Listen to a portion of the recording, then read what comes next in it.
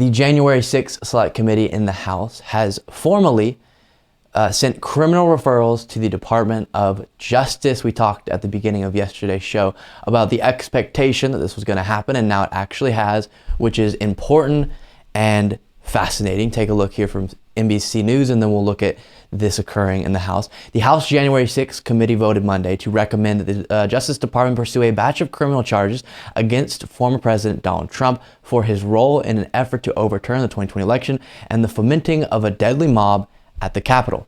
Trump was the first president in American history to be impeached twice. Now he is also the first president to be formally referred by Congress for potential prosecution.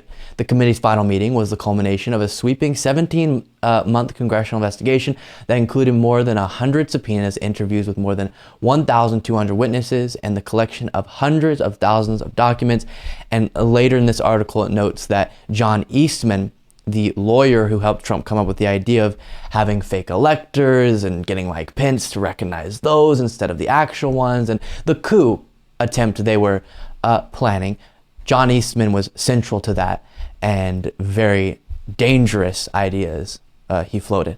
Here's this occurring yesterday during this public hearing. I now recognize the gentlewoman from Virginia, Ms. Luria, for a motion. Mr. Chairman, I move that the committee favorably report to the House the Select Committee's final report, which includes the committee's legislative recommendations and criminal referrals of Donald J. Trump and others, pursuant to Section 4A of House Resolution 503. The question is on the motion to favorably report to the House. Those in favor say aye. Aye. Those opposed, no. In the opinion of the chair, the ayes have it. Mr. Chairman, I request a recorded vote.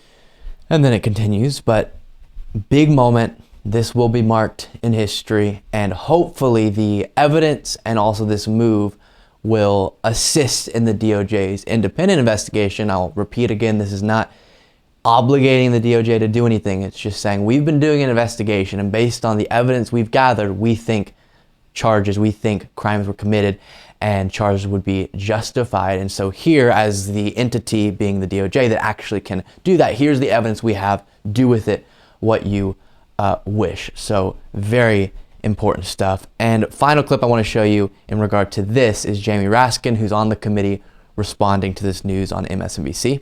You and the others on the committee with legal expertise, how confident are you that the evidence is enough to inspire the DOJ to act?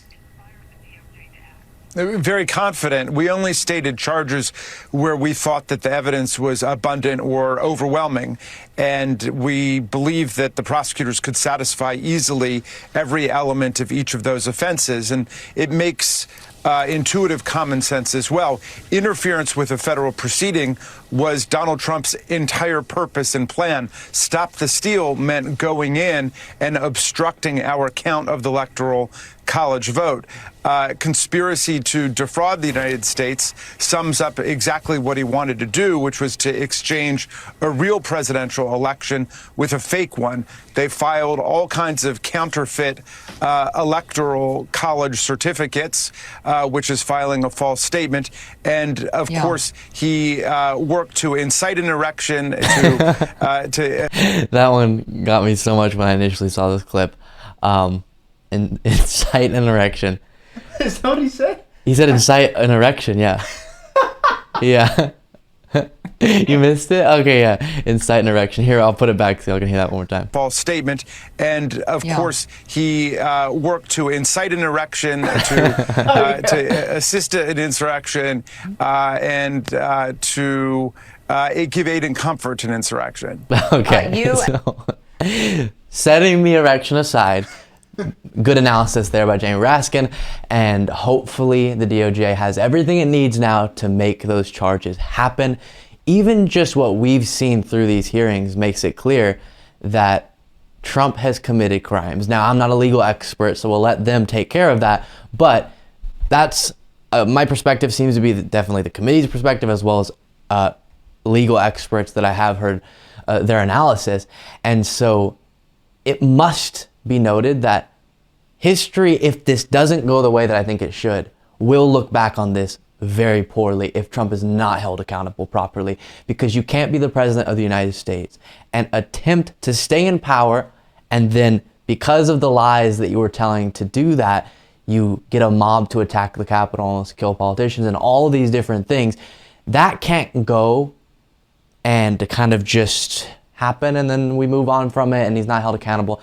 That's not how a country that has law and order, as they talk so much about on the right, acts. And so we will see how the DOJ ends up proceeding, and it all is very fascinating to watch. Thank you so much for watching. If you want to be a part of what makes this show possible, plus get access to the full video version of the show hours before any of the clips are uploaded to YouTube, plus get a full extra show every single Saturday, you can do so by going to patreon.com/Luke Beasley. That's patreon.com/Luke Beasley, and there's a link in the description.